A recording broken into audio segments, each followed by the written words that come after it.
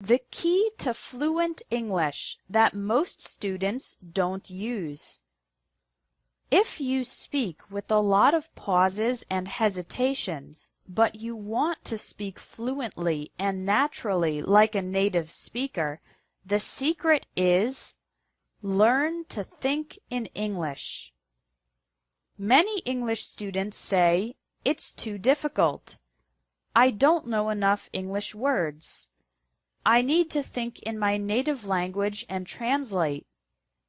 However, thinking in your native language and translating results in sentences that don't sound natural in English because the sentence structure is often different in English and your native language.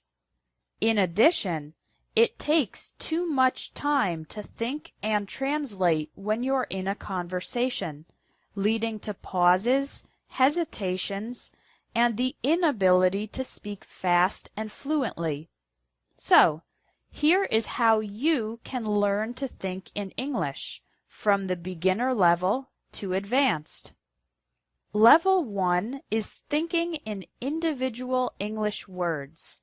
For example, when you wake up in the morning, think of words like bed, toothbrush, bathroom, eat, banana, coffee, clothes, and shoes.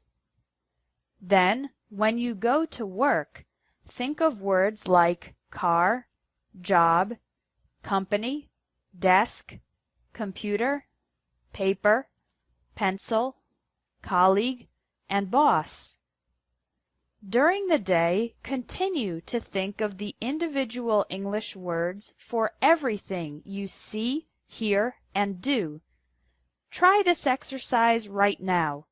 Look around you and think of all the English words you can.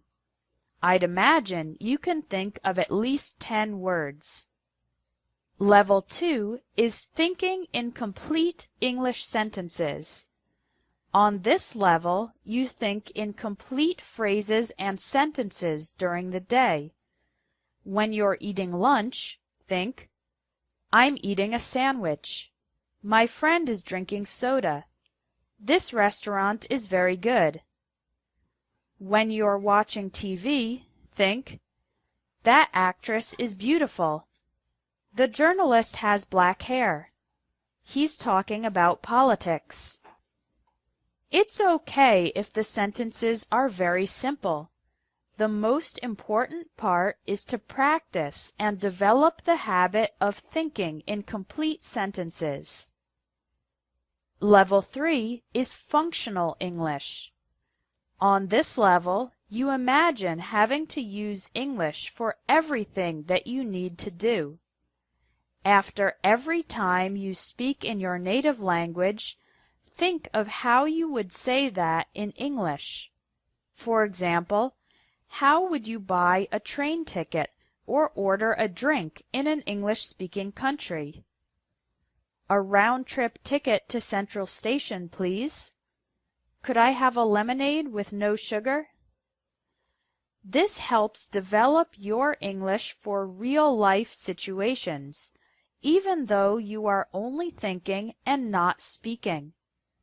If during this exercise you don't know how to say something, check your dictionary later.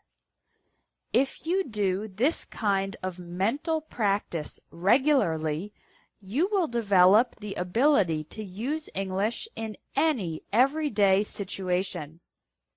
Level 4 is narrative English, telling a story or speaking for a long time in English. It's best to do this exercise when you have some time, like when you're waiting in line or taking public transportation. Think of a memory or story that you would like to tell an English-speaking friend. Then, tell the story in your head in English. Because you are only thinking, not speaking, you can relax and do your best without all the pressure of a real conversation. I hope you can see that you don't need to be super advanced to learn to think in English. You can start today. Try one of the 4 levels this week: thinking in individual words, complete sentences, functional English, or narrative English. Thinking in English is the biggest tip for increasing your fluency because it makes you more confident and helps you speak more easily without hesitation. The next lesson is about correcting your English errors. You'll learn 5 of the most common English errors, and I'll explain how to fix them.